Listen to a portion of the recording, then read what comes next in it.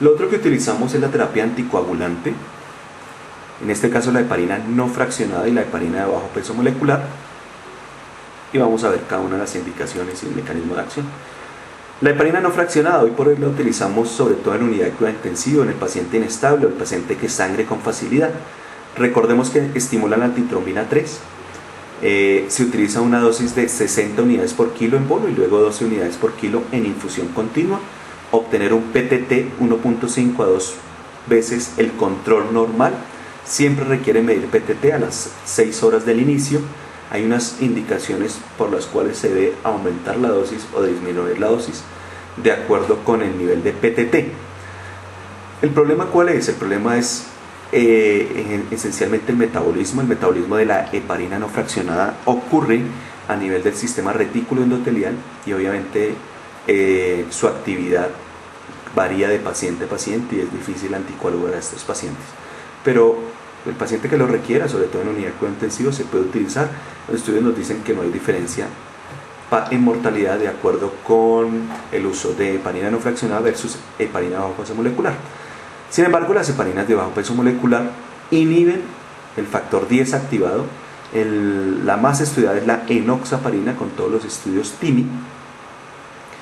No requiere medir el PTT, menos trombocitopenia que la heparina no fraccionada como efecto secundario, y siempre utilizamos dosis de enoxaparina de 1 miligramo por kilo cada 12 horas y de esa manera teóricamente el paciente está anticoagulado. Desde el punto de vista farmacoeconómico pues es más viable, es mejor utilizar la enoxaparina porque el paciente no requiere estar hospitalizado muchas veces, se puede administrar subcutánea, el paciente pues no requiere medir niveles de PTT, ni PT, ni INR. Aquí están las diferentes vías, el factor 7 que activa a su vez el factor 10, y este factor 10 es el que inhibe la heparina de bajo peso molecular. La antitrombina 3, que es estimulada por la heparina no fraccionada, pues inhibe la trombina y de manera indirecta inhibe el factor 10, pero principalmente la trombina, y de esa manera se inhibe la formación del coágulo.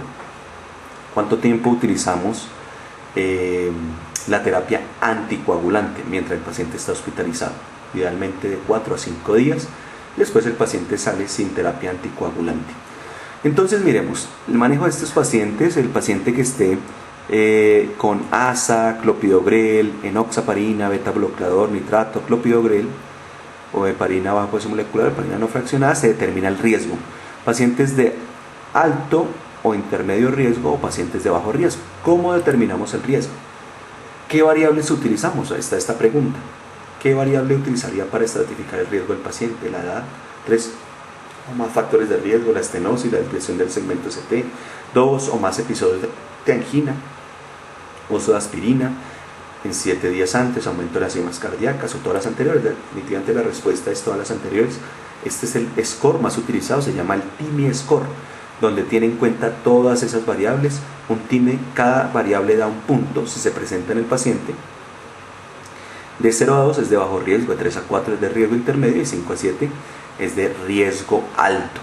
El paciente en nuestro caso clínico, haciendo todo el TIMI, teniendo en cuenta edad mayor de 65 años, 3 o más factores de riesgo para síndrome coronario agudo, estenosis ya determinada por arteriografía en más del 50%, desviación del segmento ST en 2 o más derivaciones, o más episodios de angina en 24 horas, uso de ASA en los últimos 7 días, aumento de las enzimas cardíacas o de los biomarcadores.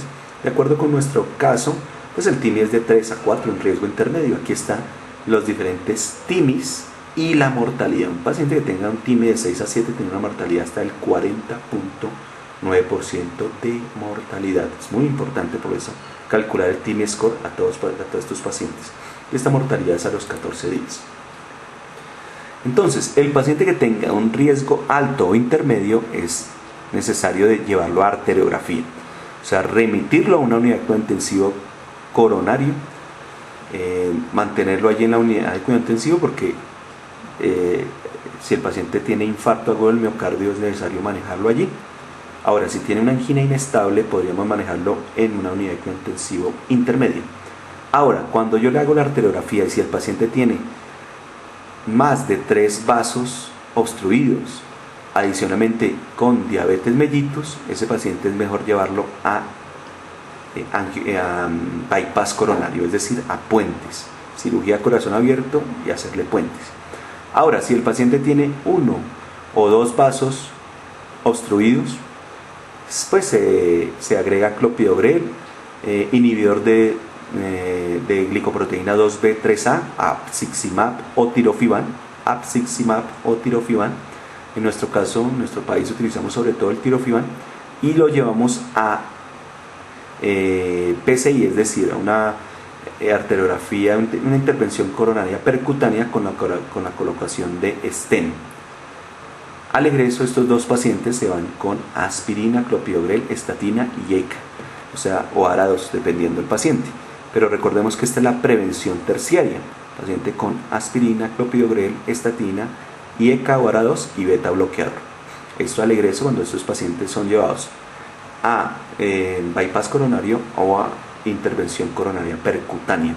Si el paciente es normal, pues considerar un diagnóstico alternativo. Recordar, estos son los inhibidores de la glicoproteína 2B3A. Las indicaciones son infarto sin elevación del ST, tirofibán, angina inestable, manejo médico, tirofibán, y llevados a intervención percutánea, apiximab o tifabitidin.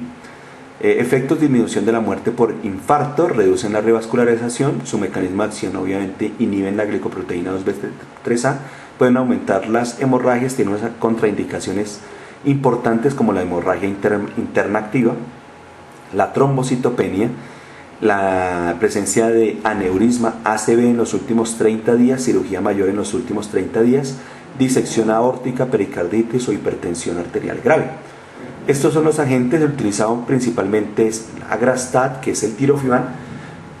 Utilizamos dosis de 0.4 microgramos kilo minuto en 30 minutos y luego 0.1 miligramo por kilo minuto en infusión por 48 a 96 horas. Recordemos que no están en el plan obligatorio de salud.